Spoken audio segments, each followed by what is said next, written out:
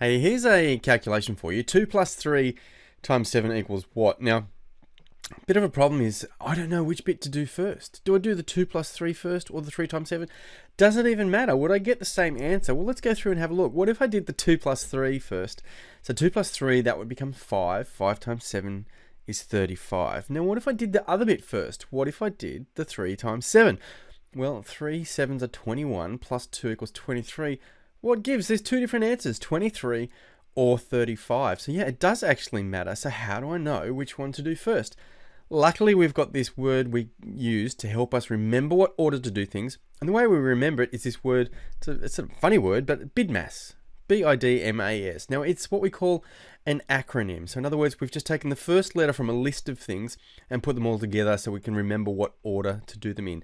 And those words are, we do the brackets, then we do any indexes, division, multiplication, addition, subtraction. Now, indexes may confuse you a little bit.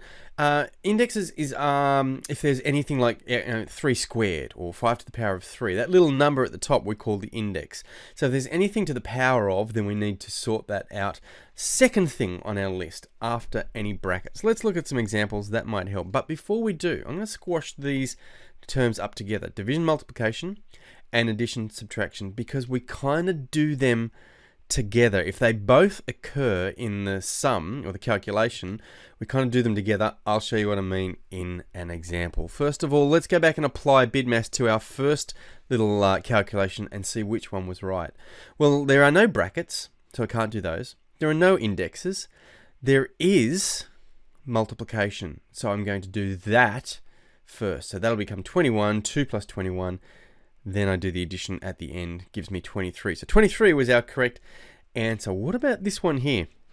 300 minus 100 times 4 divided by 4. Now there's a fair bit going on there, but it doesn't matter. We can still apply our BIDMAS to it. Start, and we're just going to do a scan from left to right. We're going to work our way across. Are there any brackets? No.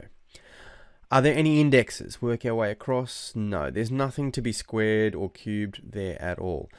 Working from left to right, is there any division multiplication? Well, there is. There's two of them, in fact. So which one do I do first? It kind of doesn't matter, but the good habit, the best way you should do this is just work from left to right and do them both at the same time. So you notice I kind of scanned across. When I did the brackets, I scanned across. When I did the indexes, I scanned across. When I'm doing the division multiplication, I scan across. And if I hit some, I do them as I see them. So in this case, I'm going to do the 100 times 4 first of all. 4 times 100 is 400. So that bit becomes the 400. Then I keep going across and I've got now a division. So I'm going to do the 400 divided by 4, which is 100. Right? There's no more multiplication division. I'm going to do another scan now. Is there any addition or subtraction?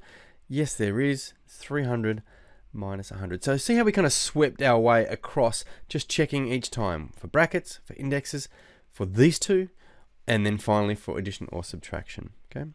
All right. What about this one here? Let's take the exact same approach. I'm going to scan my way across. Now, yes, there are brackets. In fact, there are two sets of brackets. So if there are two sets of brackets, and here I've got some square brackets and some normal brackets, we always work from the inside out. So we do the brackets that are on the inside, and they're like the middle, and then we work our way out. So the first set of brackets is this, 5 minus 3. So I need to do whatever's inside the brackets first of all. So 5 minus 3 becomes a 2. Now I work out, there's nothing else to do inside this set of brackets. It's just a number now. So let's work our way out to the next set of brackets. That's these square brackets.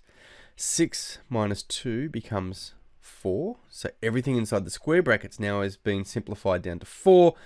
There's no more brackets. I do a sweep. Are there any indexes? No. Is there any division or multiplication? Yes, there it is.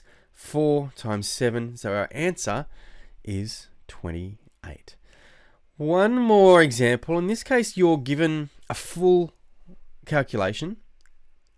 Where do we need to put the brackets to make it true? Because if I just did it as it was, following my BIDMAS, I would have to do the 2 times 3 first, which would make 4 plus 6, which does not equal 18. So I need to force something else to happen before the multiplication. The way we force that is using brackets, because I actually want this bit to happen first. I want the 4 plus 2.